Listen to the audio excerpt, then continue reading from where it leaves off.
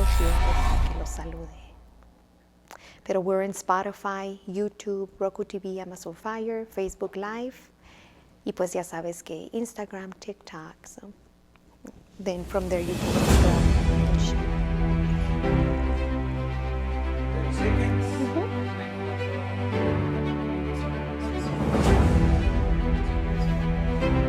Okay. Kill time.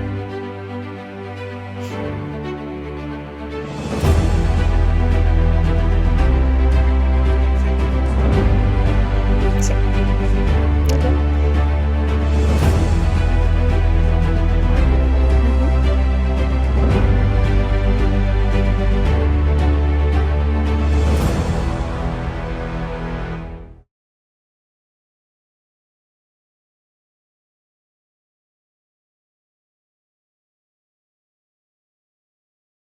Thank you again for watching us for another segment of Meet Your Local Candidates. We are always thankful for following us, for watching us via Spotify, TikTok, Roku TV, Amazon Fire, Instagram, and all those amazing platforms that we are able to get to your home, to get to your place. Thank you so much. I know we have followers from Mexico, from Arizona, and like all of our places in the United States, from Puerto Rico, Spain, Chile, Panama. Thank you so much, because all of you make us better and make us have this compromise of bringing you educational and positive news through Santa Cruz County Public Media. We love Nogales. And with that being said, I am very thankful for having here with us today Consuelo Hernandez. Consuelo Hernandez, it's our Arizona representative for District 21st. And Consuelo, thank you so much for being here. I know, and we're gonna talk about it, District 21 covers a lot, and you're constantly traveling, also doing your work as Arizona representative of District 21st. And you took the time for this morning to be here with us, and we love Nogales, Santa Cruz County Public Media. All of our audience, all of our county thanks you, and in behalf of We Love Nogales for your work and for being here. So good morning and welcome. Good morning, buenos días. Muchas gracias, Maritza, por invitarme. Claro. And We Love Nogales. Tengo el honor de servir este distrito como una de las representantes del estado. Somos 2 por distrito. Ajá. Y una senadora estatal. El distrito, como dices, está embarca Sur Tucson hasta la frontera aquí en Nogales, okay, y la ciudad de Bisbee. Tengo la mayoría de Santa Cruz County, tengo Río Rico. Hay áreas que no me embarcan, pero son en las orillas de Santa Cruz County. Okay. Pero estoy muy emocionada de estar aquí. Es parte de mi distrito. Mi mamá nació en Nogales, Sonora. Wow. Y mi papá en California. Y yo vine de una familia que no fue política. Mis papás no sabían mucho de la política. Ajá. Mi hermano me involucró desde los 15 años. Wow. Pero ya tengo 7 años como miembro del board del distrito escolar de Sunnyside, y el honor de servir este distrito como representante. Ya voy terminando mi 2º año. Wow, Consuelo, and thank you for your work. Muchas gracias por lo que haces también en parte de la educación, que me encantaría también platicar un poquito de qué es ser la Arizona State Representative de parte de un distrito, que el tuyo es el distrito número 21. Sí. ¿Qué significa ser Arizona Representative del distrito 21? Y muchas gracias por todo ese envolvimiento en la educación. Sabemos todos que la educación es algo indispensable para nuestros niños, para nuestras familias, para nuestro puente de trabajo. Entonces, toda esta plática que vamos a hablar envuelve mucho, entonces me encantaría que nos platicaras, ¿no? ¿Qué es lo que haces y cuál ha sido tu trabajo ahora como Arizona State Representative, and why are you seeking for re-election? Yeah. So the way that I see my role is, and the reason why I've been involved in politics is because I'm an optimist. I believe in the power of, if we can elect good people in these positions of power, then our voice will be represented at the table. So the issues that you care about, as long as you vote for individuals that align with your views, Right. you can fight for those issues through the people that you elect. And people say that voting in elections is like dating. You're not going to find the perfect person, but Right. you can find someone that represents your values. Right. So the way that I see my role and why I've been involved for so long is I started volunteering in northern part of Arizona, or Tucson, and I grew up on the south side of Tucson. That's where I was born and raised. My dad was a construction worker, and my mom was a homemaker, but she also had a small business in Mexico. But because we could not afford childcare, she made the decision between her and my dad to stay home and raise Yes. my siblings and I. But through volunteering in other parts of Tucson, I got to see how different my neighborhood looked than, the wealthier parts of Tucson. And Right. that included the way that my parks looked and the way that my schools looked. Like, I had so many questions and not enough answers, and I was so Yes. young, but And you wanted I to. understood that there are people that represented me. I just never saw them. So that's why, for me, the way that I see my role is making sure that I'm as visible as possible. I try to respond to as many people as possible. If you're talking to me over email or call my office.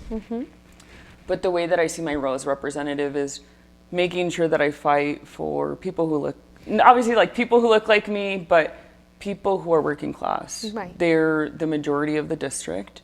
Majority Latino, majority working class, there's military, so there's a broad range of people that I represent, and my job is to help make their lives a little bit better. And that could mean a number of things like helping improve the quality of education that we give our kids. That's where I got started, making sure that I support construction projects that can improve our roads here. So that's the way that I see my role. But the two jobs that we have as representatives is one, to make laws, and two, to pass a state budget. I see. And the state budget is the value system that is reflected with whoever's in power, right? So unfortunately, I'm a Democrat, but unfortunately at the state level, Democrats are in the minority. I'm thankful we have people like Governor Hobbs who can veto really bad bills. But at the end of the day, what I fight for is making sure that our priorities are reflected in the state budget. I see. And thank you for sharing, all those performance and all those, sometimes it can be challenges, like your vision and putting it together, how amazing seeing you around for people to let you know like what it's being needed, and how can you represent us to make us a stronger, a better community, a better state. Also, because I know you have different places that you represent. It's in Santa Cruz County, Pima, and Cochise, correct? Yep. Yeah. So the city of Bisbee, and then mostly just the south side and southeast of Tucson. I see, and thank you. And Consuelo, I might put you in a spot right here, but let me see. Can you share we have obviously a bigger audience in Santa Cruz County, and because of we're here in Morley Avenue and we love Nogales and we're from Santa Cruz County and we proudly live here, and we always want to show all of our amazing audience and followers who we are, and the people that are here, the leaders that sit here, how great they are with their ideas and the sharing of opportunities. So share with me what will be a support that you can provide us in the county. That's a great question. So I've been serving as your state representative for 2 years, and in the 2 years I've secured over $50 million of funding for the district. Thank you. Specifically for Santa Cruz County, I was able to secure funding for the adults with developmental disabilities, and making sure that I support great places like Mariposa Community Health Center. I grew up going to community health centers in Tucson, and I know that it's critical to make sure that we can support the programming here, so then people don't have to travel an hour or 2 hours to get the health care that they need.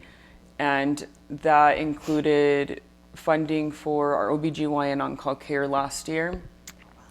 So that we were on the brink here in Santa Cruz County from not being able to offer labor and delivery services. And that could be very dangerous for someone who has a pregnancy complication. You know, a woman can die during a pregnancy complication if they have to wait for care and travel to the next city. And I was really worried that Santa Cruz County, the place that is in my district, would become a labor and delivery desert. So that's why at the state capitol, I fought really hard to make sure that we secured funding to at least fill the gap while we find a permanent solution. So I ran a bill, and I fought and was able to secure funding in the state budget. Awesome. And this year, I was able to secure funding for programming that supports our elderly community. So the way that I try to lead is, okay, what populations normally get left out of the conversations? And last year, I was able to secure funding for our labor and delivery services, so supporting women. This year, I wanted to help our elderly, supporting programming for healthcare promotion and prevention. Mariposa Community Health Centers run a whole gamut of programs that support that. So I was able to secure $1 million for programming specifically for the elderly in Santa Cruz County, and then for a developmentally disabled community, because they're the two populations, in my opinion, that normally don't really have a lot of resources, especially the further you go down from Tucson, the less resources we see. So that's why, as a state representative, when I'm at the table having these conversations, I have to constantly remind people, like, you're complaining about, you know, not having 5 centers for childcare, throwing out an example. Like, we might only have 1 because we are in a rural part of Arizona. And so that's why I always have to remind people, like, I represent city, but also rural Arizona. And we have, there's different needs in Tucson as there are in Santa Cruz County, as there are in the city of Bisbee. But city of Bisbee and Santa Cruz County have less resources than a Pima County would. So, and thank you for all the support for our county and all that knowledge. You know, that means you're invested in our county and you're being doing, you know, your part as a representative. So thank you for that. Consuelo, 2 questions. Where will you be close around this time before elections? We know we're about to receive ballots. We're about closing deadlines for early voting. And I know there's audience also looking to meet local candidates around, like person to person, and have that either cafecito or drink, like while they're around in the community. So where will you be around these times? And then also, if you would like to approach your audience and let us know like why it is important for your audience here in Santa Cruz County and all over the state in Arizona, they are watching, why it's important to vote for Consuelo Hernandez. Yeah, so thank you for hosting the event that Supervisor Rudy Molera and I will be hosting jointly. For me, it's really important to make sure that I get to connect with a lot of you. And for me, that means having events. Yes. And this is a free event. Everyone is welcome to bring your families. It'll be lots of fun at M&M Orchard Farms at 11 a.m. If you want to tell them the address. Of course, yes. I don't have it memorized. Yes, and we will be at M&M Family Orchard. And I know many of our audience, it's knowledgeable. We host educational farmers markets once a month. And we're being doing a couple of Meet Your Local Candidates. And we will be hosting Rudy Molera and Consuelo Hernandez. So you guys can go visit them from 11 to 2 at M&M Family Orchard. You guys will be able to see the baby goats. We have baby pigs and they're super cute right now. Look at the sunflowers, talk to your representatives and local candidates about anything that you would like to address, because I think it's important, that interaction with our candidates. So you all know, and I know the flyer, it's in our screen right now, 310 Camino Caballo in Rio Rico, Arizona. Look for us, M&M Family Orchard.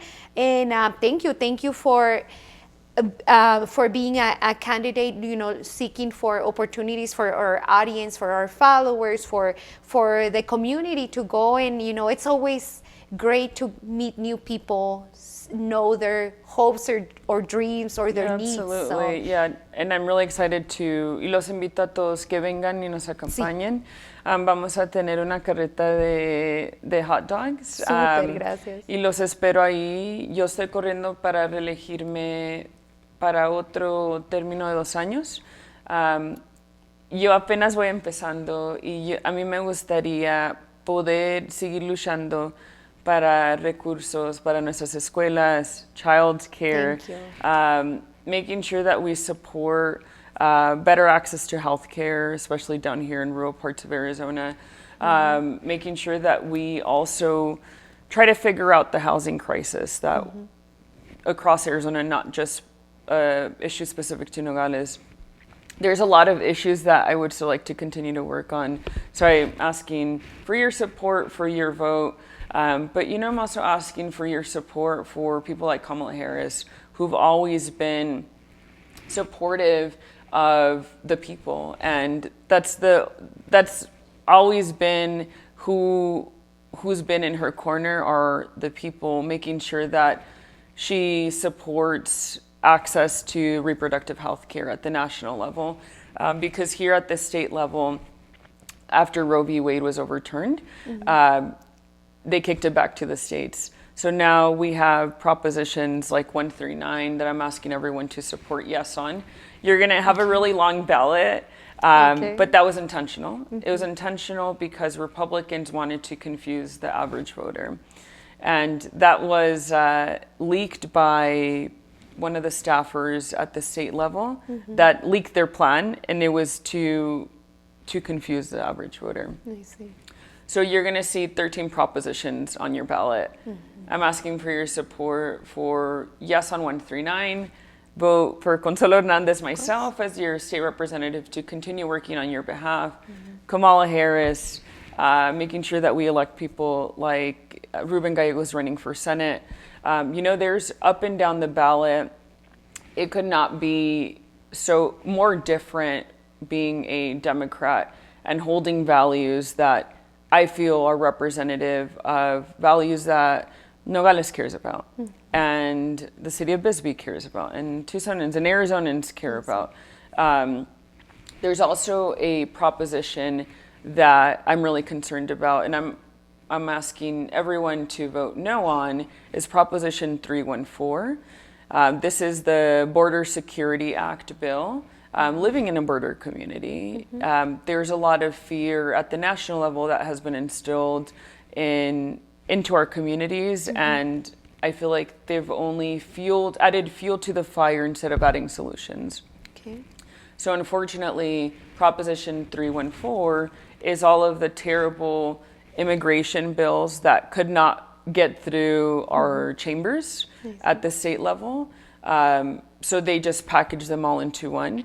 It's similar if people remember what it was like to feel after SB 1070, fearing that you could be stopped by police because of the way that you looked. The show me your papers law is what they used to call it.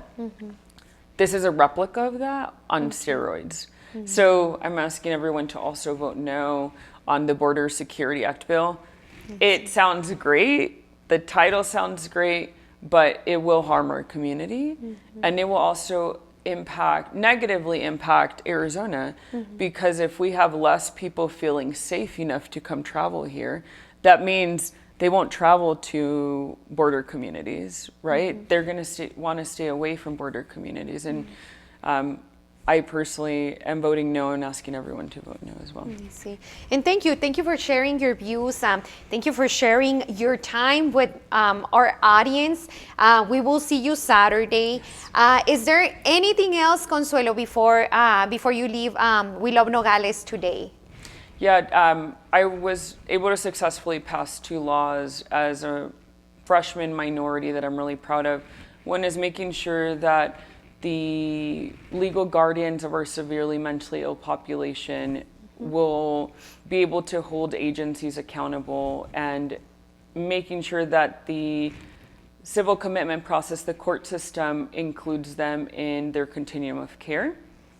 If you have questions, feel free to reach out to me.